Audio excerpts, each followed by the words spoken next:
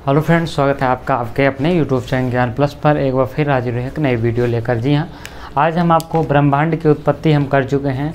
आज हम पृथ्वी की उत्पत्ति एवं विकास करने जा रहे हैं। आखिर पृथ्वी की उत्पत्ति कैसे हुई है। पृथ्वी की उत्पत्ति जिस प्रकार से हुई है उसी प्रकार से अन्य ग्रहों की भी हुई है। तो इसमें कोई विचारधारा नहीं। आप ग्रहों की उत्पत्ति संबंध जब चीज़ें पढ़ लेंगे उसी प्रकार से पृथ्वी की भी उत्पत्ति हुई है। तो चलिए देखते हैं किसने क्या कहा और किस प्रकार से पृथ्वी की उत्पत्ति हुई। जो थेल्स वैज्ञानिक थे, थेल्स जो प्रथम वैज्ञानिक व्याख्या की थी। सबसे पहले अगर पूछ लेता है कि ग्रहों की उत्पत्ति या पृथ्वी की उत्पत्ति से संबंधित जो प्रथम वैज्ञानिक व्याख्या किसने की थी, तो थेल्स महोदय थे जिन्होंने पृथ्वी की उत्पत्ति की प्रथम व्याख्या की थी। तो यहाँ पे क्या है, थेल्स ने सर्वप्रथम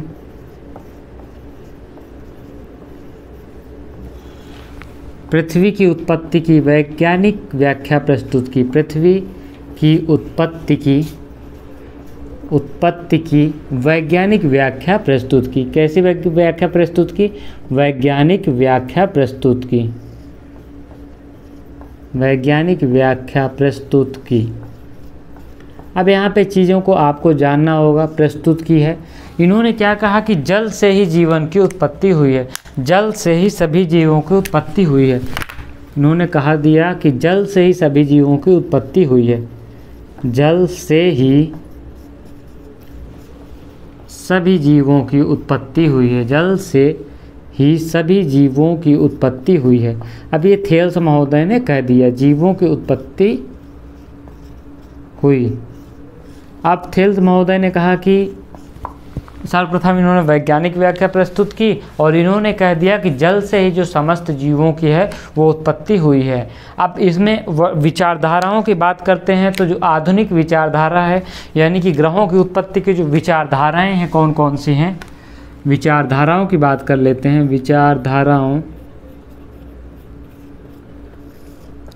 विचारधाराएं इसमें से अगर हम बात कर रहे हैं तो दो प्रकार की विचारधाराएं हैं। एक विचारधारा है अद्वैतवादी विचारधारा। कौन सी है? अद्वैतवादी विचारधारा। और दूसरा है द्वैतवादी विचारधारा। आखिर इन दोनों विचारधाराओं, द्वैतवादी विचारधारा, ये दो विचारधाराएं हैं। अद्वैतवादी विचारधाराओं के अलग अलग विद्वान हैं और द्वैतवादी विचारधाराओं के अलग अलग विद्वान हैं। लेकिन अद्वैतवादी विचार में क्या है, क्या कहा गया है कि जो ग्रहों की उत्पत्ति जो है या पृथ्वी की उत्पत्ति आप कह सकते हैं, जो ग्रहों की उत्पत्ति एक ही पिंड से हुई है। इनका क्या कहना है? जो अद्वैतवादी विचारधारा मानते हैं, इनका कहना है कि ग्रहों की उत्पत्ति एक ही पिंड से हुई है। उत्पत्ति एक ही पिंड से हुई है।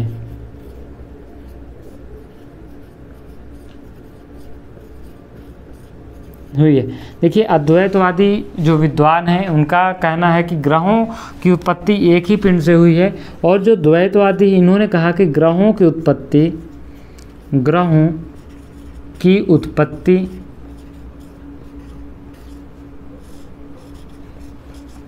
दो ग्रहों यानी दो पिंडों से हुई है।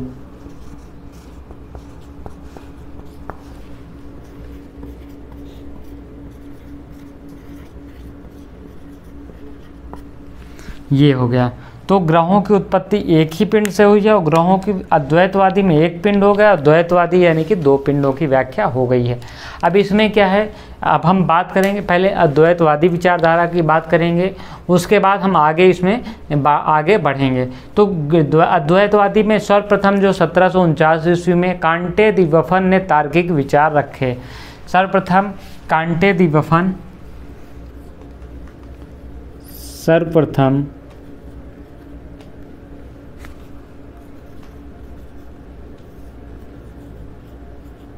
कांटे दी वफन ने विचारधारा प्रस्तुत की।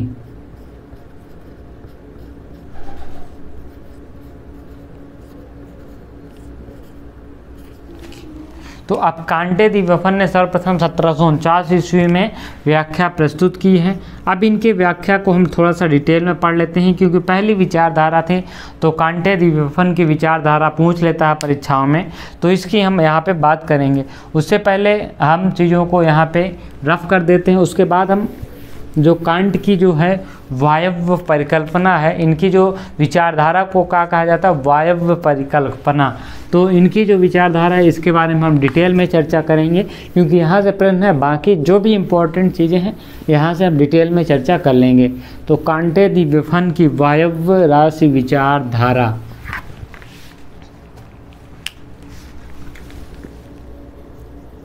कांट की वायव्य राशि विचारधारा,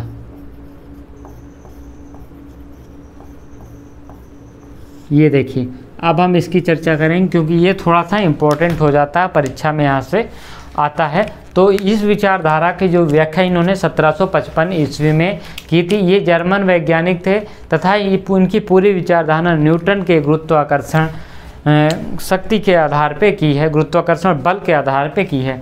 तो इन्होंने 1755 में ये विचारधारा प्रस्तुत की थी। 1755 ईस्वी में ये जर्मन के थे, ये जर्मनी के थे। न्यूटन के गुरुत्वाकर्षण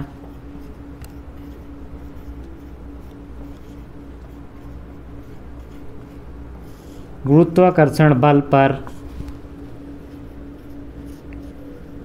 इनकी विचारधारा इन्होंने व्याख्या की है, ज़्यादा बेहतर होगा, इन्होंने व्याख्या की है। इन्होंने व्याख्या की, क्या कहा ये भी जानना जरूरी है, इन्होंने व्याख्या की। तो कांट ने वायव्य परिकल्पना में क्या कहा है ये आपको जानना जरूरी है।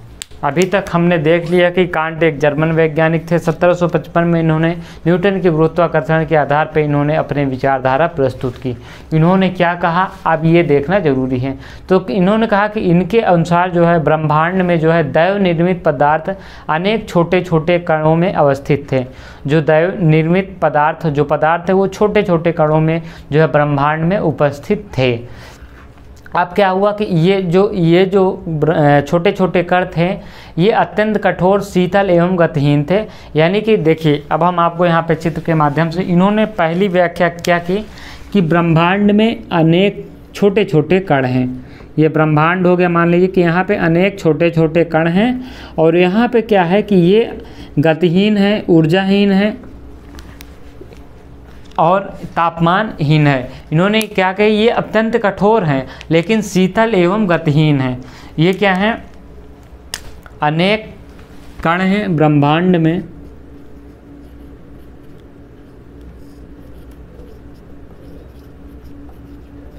अनेक छोटे छोटे कण, छोटे छोटे कण गतिहीन, यहाँ पे अनेक छोटे छोटे कण क्या हैं, गतिहीन है। ये चीज़ आपको यहाँ पे देखना होगा, गतिहीन है, शीतल है तथा क्या है कि अत्यंत कठोर हैं। गतिहीन, शीतल व कठोर हैं। तो ये आपका जो बेसिक कॉन्सेप्ट इन्होंने की पहली जो चीज़ प्रमुख बात कही है कि ब्रह्मांड के में अनेक छोटे छोटे कण हैं जो कि ये अत्यंत कठोर हैं लेकिन शीतल एवं क्या है, गतिहीन हैं। तो क्या हुआ, गुरुत्वाकर्षण बल के कारण ये आपस में टकराने लगे। अब यहाँ पे हम लिखेंगे नहीं, आपको समझना होगा, गुरुत्वाकर्षण के बल के कारण ये आपस में क्या हो गया, टकराने लगे। ये चीज़ आपको समझना होगा। गुरुत्वाकर्षण के कारण जब ये टकराने लगे आपस में तो इसमें गति एवं ऊष्मा की उत्पत्ति हुई है। गुरुत्वाकर्षण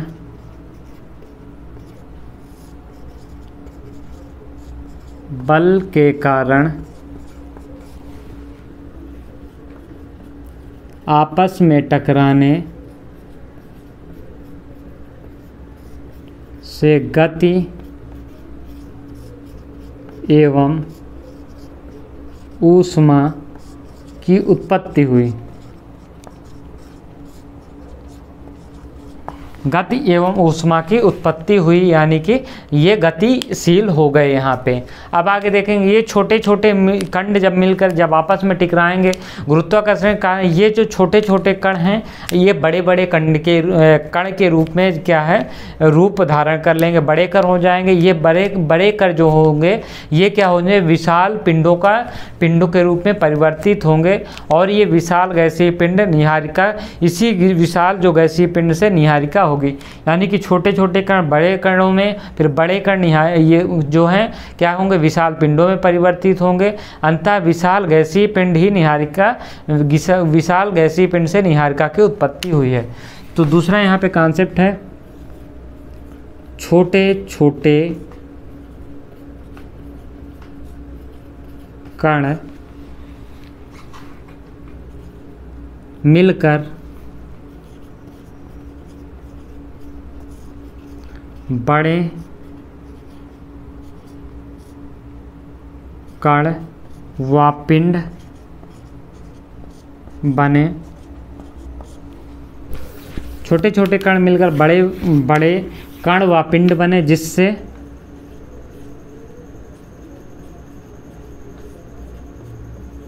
गैसीय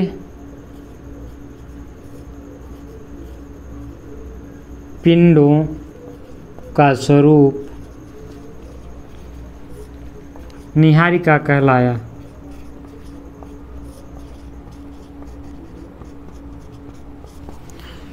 ये इनकी दूसरी कहानी थी, यानी कि जो दूसरी बात इन्होंने कही थी, विशाल जो गैसीय पिंड है, इन गैसों का पिंड जो है वो निहारिका कहलाया। आगे इन्होंने कहा कि अत्यधिक घूर्णन, निहारिका के अत्यधिक घूर्णन एवं गति तथा ऊष्मा में वृद्धि के कारण जो है अपकेंद्री बल जो है अभिकेंद्री बल से अधिक हो गया, जिसमें कि ये गोल आकार का बन गया और जो है गोल आकार के अनेक छल्ले निकले, जिससे कि क्या हुआ, जो शीतल होकर ग्रह में परिवर्तित हुए। अब इनका क्या कहना है कि इसमें जो है निहारिका के अत्यधिक घूर्णन के कारण इसमें ऊष्मा में वृद्धि हुई। तीसरा जो, अब देखिए ग्रहों का निर्माण यहाँ पे हो गया है। निहारिका में अत्यधिक घूर्णन के कारण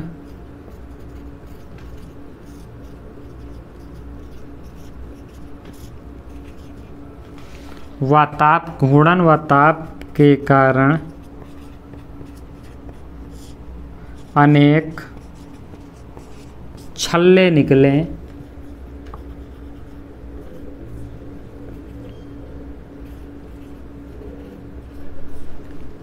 जो ठंडे होकर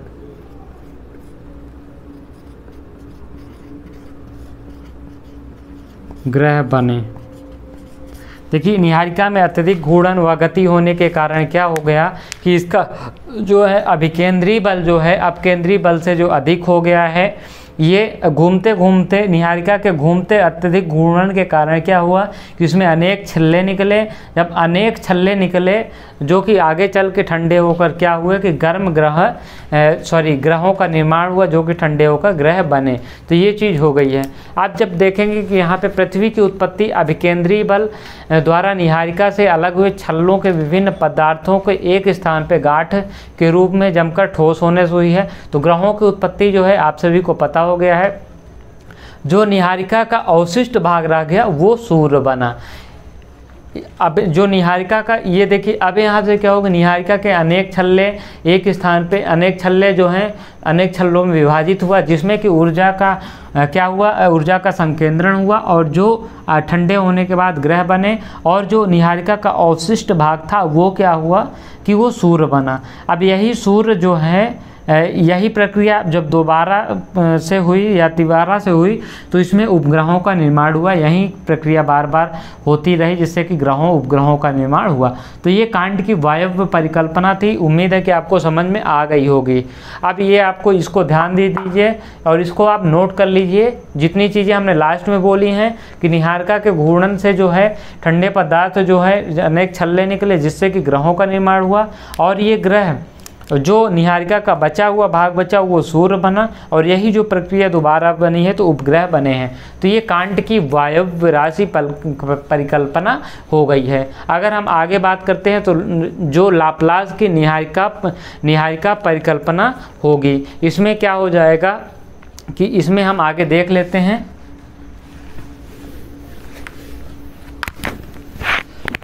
लाप्लास की निहारिका परिकल्पना।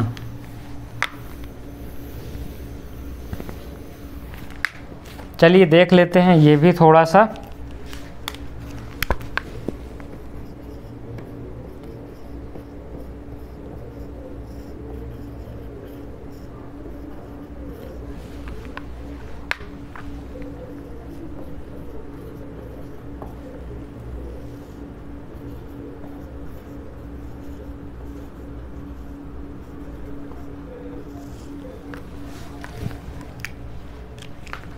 अब जैसे कांट की अभी हमने बात की थी, तो अगर आप उसको समझ सकते थे तो यहाँ पे जैसे कि ये छोटे छोटे बिंदु हैं, ये हैं, और ये क्या हो गया कि अत्यधिक संकेंद्र गुरुत्वाकर्षण के कारण क्या हो गया, ये एक गोला बन गए। अब ये क्या हो गया कि अत्यधिक घूमने के कारण इसका तापमान बढ़ गया है, और तापमान बढ़ने के कारण क्या हो गया कि इसमें जो अभिकेंद्रीय बल है वो अपकेंद्रीय बल से ज़्यादा हो गया। तो जिससे क्या हुआ कि इसमें बहुत तेज घूर्णन से क्या हुआ कि अनेक छल्ले निकलने लगे, ये टूटने लगा। ये टूटेगा तो ये छोटा भी होगा, ये चीज़ आपको ध्यान रखना।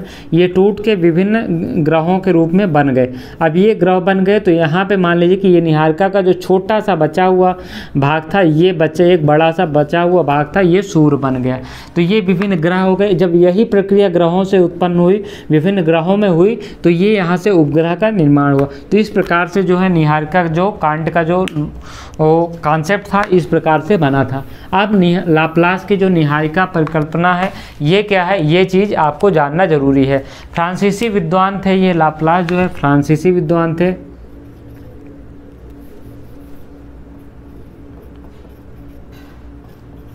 फ्रांसीसी विद्वान थे और 1796 ईस्वी में इन्होंने अपना कॉन्सेप्ट दिया था।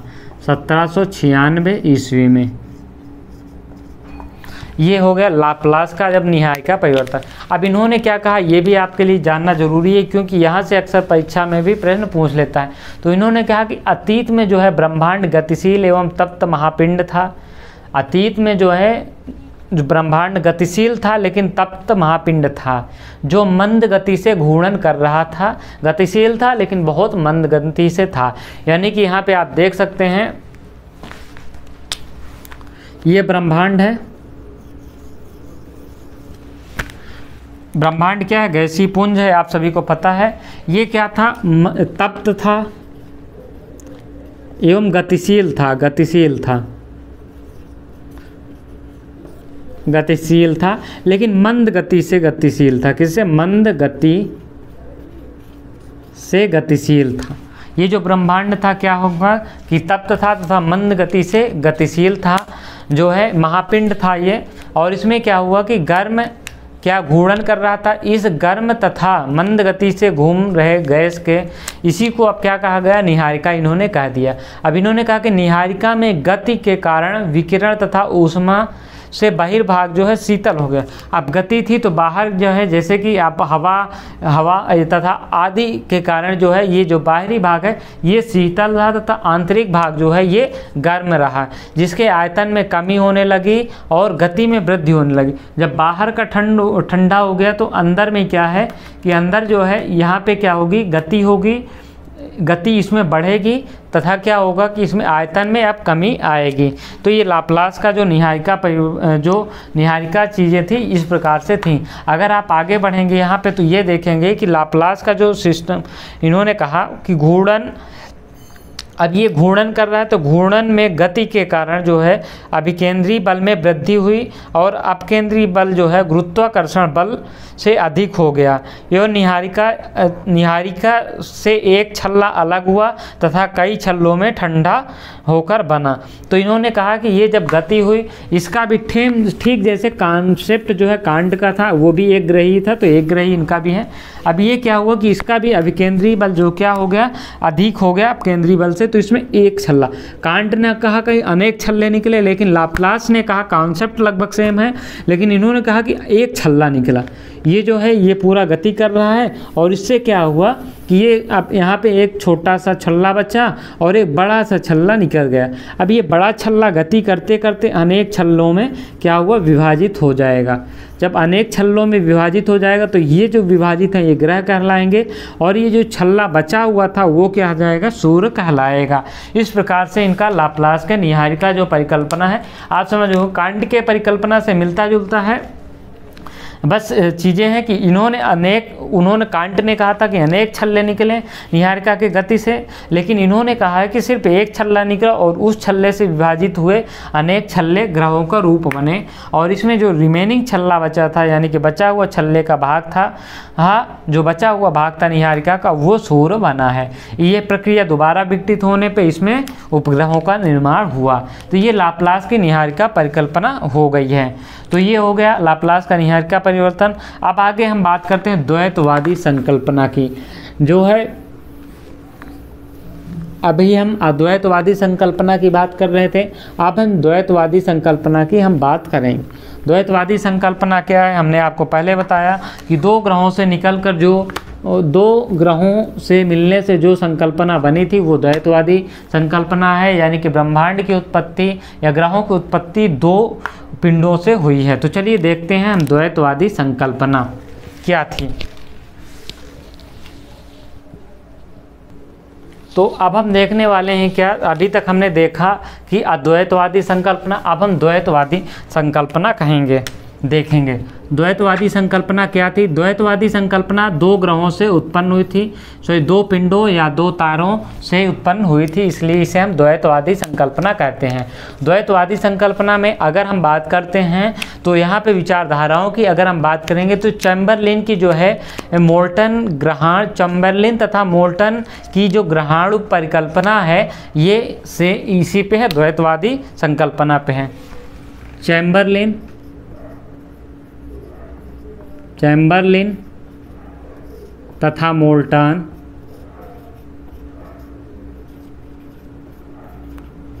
की ग्रहाणु परिकल्पना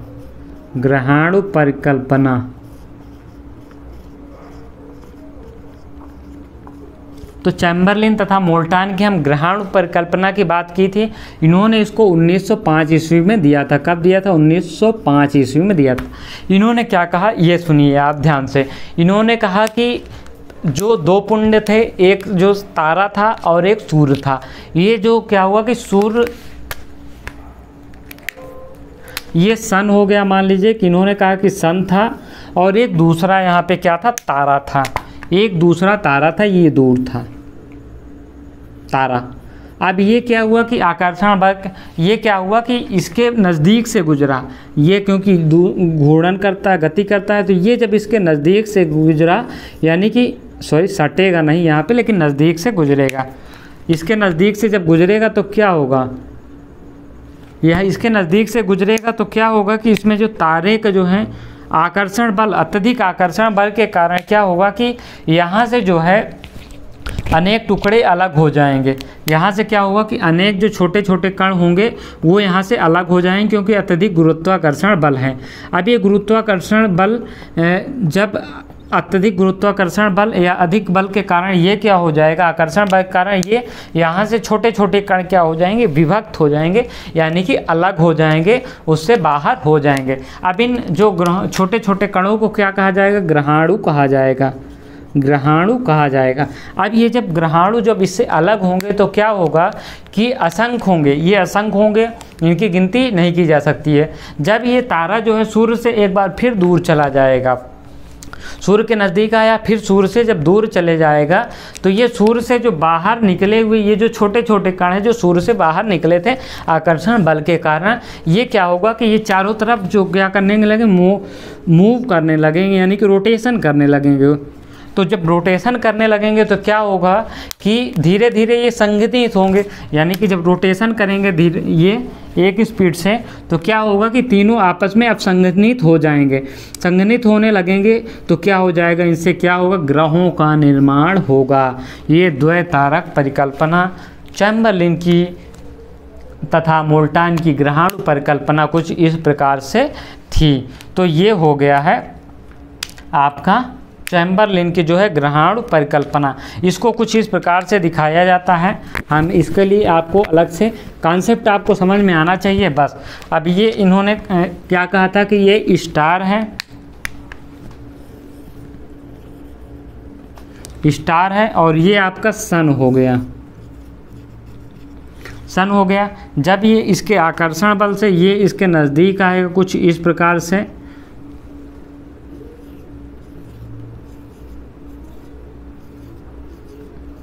ये तो जब यहाँ से इससे जब दूर जाएगा तो ये जब संघनित होकर छोटे छोटे कण जब इकट्ठा होंगे तो ये धीरे धीरे क्या हो जाएंगे, ग्रहों का निर्माण होगा। तो इसी प्रकार से जो है क्या होगा कि इसी प्रकार से ग्रहों का निर्माण द्वैतारक परिकल्पना में हुई है, यानी कि चैम्बरलिन तथा मोल्टान का। अब इसमें अलग अलग कॉन्सेप्ट और दिए गए हैं जो कि परीक्षा की दृष्टि से इम्पोर्टेंट नहीं है, हालांकि उनका नाम जान लीजिए क्योंकि परीक्षा में पूछ लेता है कि ज्वारीय परिकल्पना किसकी थी। तो जेम्स व जीम्स की जो है, जेम्स जीफ व जेफरी की जो है ज्वारीय परिकल्पना थी। तो जेम्स जीन्स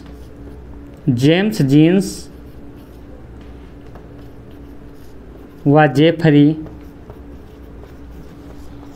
की ज्वारीय परिकल्पना, ज्वारीय परिकल्पना पूछ लेगा तो आपको याद रखना है जीन्स व जेफरी की ज्वारीय परिकल्पना थी। यहाँ पे याद रखिएगा क्योंकि यहाँ पे कुछ खास चीज़ें नहीं थी। इन्होंने ज्वारीय परिकल्पना किस प्रकार से की थी ये आपको यहाँ से जानना ज़रूरी है। तो इन्होंने भी कहा था कि ये सूर्य है और ये एक तारा हो गए हैं। तो इसमें क्या हो जाएगा कि इस प्रकार से ये कक्षा में जब चलेगा तो इस प्रकार से अधिक ज्वार आने, अधिक ज्वारीय परिकल्पना, अधिक ज्वार होने के कारण ये आपस में विखंडित हो जाएगा, यानी कि आकर्षण बल के कारण विखंडित होगा जिससे ग्रहों की उत्पत्ति होगी। फिलहाल इसमें डिटेल में आपको नहीं जानना है, ना समझना है क्योंकि परीक्षा के दृष्टि से इम्पोर्टेंट नहीं है। अब रसेल की द्वैतारक परिकल्पना भी है एक इम्पोर्टेंट है, इम्पोर्टेंट नहीं है, बस नाम जानते रहिए। रसेल की द्वैतारक परिकल्पना यानी कि दो तारों से जो है समस्त जो है ग्रहों की उत्पत्ति हुई है, द्वैतारक परिकल्पना। सूर्य भी एक तारा है, आप सभी को पता है। तो रसेल की द्वैतारक परिकल्पना ये भी पूछ लेता है। फ्रेड होयल तथा लिटिल सन या लिटिलटन की अभिनव तारा परिकल्पना। फ्रेड होयल किसकी थी ये? फ्रेड होयल तथा लिटिलसन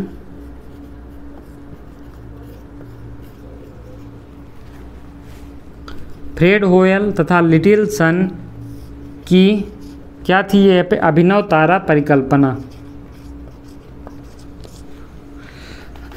अभिनव तारा परिकल्पना, ये चीज़ हो गई। अब ये जो कॉन्सेप्ट थे फ्रेड, एक होगी ऑटो स्मिट की आंतरिक धूल परिकल्पना, ऑटो स्मिट की आंतरिक धूल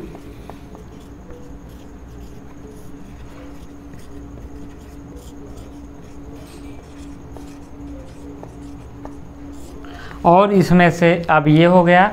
और जब सबसे जो वर्तमान में जो सर्वमान्य है वो कौन सा, इसको आप नोट कर लीजिएगा। अब जो सर्वमान्य सिद्धांत है वो बिग बैंग सिद्धांत है, यानी कि बिग बैंग थ्योरी है। इसको हम करा चुके हैं ब्रह्मांड की उत्पत्ति में बिग बैंग सिद्धांत। यहाँ पे हम संक्षिप्त में आपको चीज़ों को दे रहे हैं। जो सर्वमान्य है यानी कि पृथ्वी की उत्पत्ति या ग्रहों की उत्पत्ति का, वो है बिग बैंग सिद्धांत।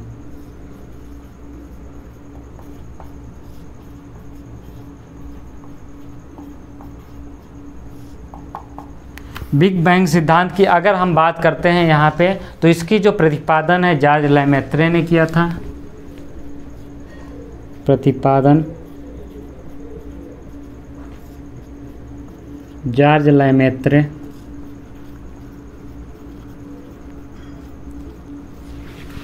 व्याख्या अल्फ्रेड वेगनर,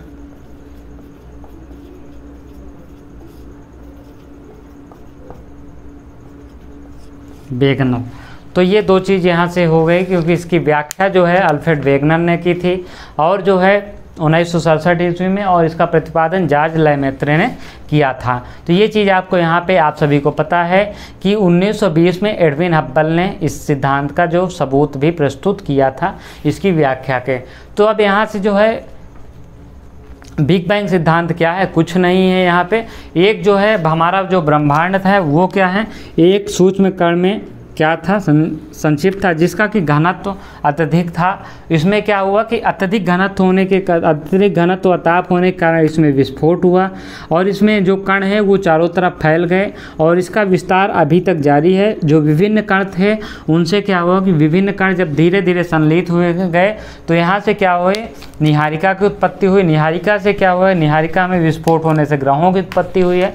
इसी प्रकार से अनेक पिंड जब सृजित हुए हैं, कालांतर में पिंडों में वृद्धि से आकाशगंगा बना है और आकाशगंगाओं के पुनः विखंडन से तारों का निर्माण हुआ है और तारों के विखंडन से ग्रहों का निर्माण हुआ है। तो यही है इसे डापलर प्रभाव, इसे ये जो है ये डापलर प्रभाव पे काम करता है ये सिद्धांत। तो ये हमारी होगी पृथ्वी की उत्पत्ति का सिद्धांत, उत्पत्ति एवं विकास का सिद्धांत। बहुत इंपॉर्टेंट चैप्टर है, आप इसको देख लीजिएगा। परीक्षा की दृष्टि से अक्सर परीक्षाओं में पूछ लेते हैं, विभिन्न कॉन्सेप्ट कम से कम पूछेगा तथा किसने कौन सी थ्योरी दी है ये है, किस प्रकार से यहाँ से प्रश्न भी बनते हैं वो भी हमने आपके लिए करा दिया है। तो इस वीडियो में इतना ही, मिलेगा अगली वीडियो में एक नए कॉन्सेप्ट के साथ। तब तक के लिए धन्यवाद।